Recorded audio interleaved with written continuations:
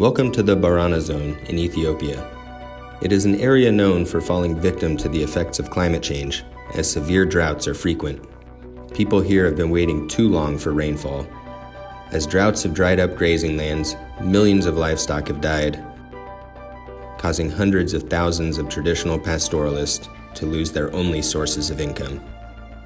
Together with the European Union, we have financially supported more than 2,500 households in the Konso, South Omo, and Borana zones in Ethiopia.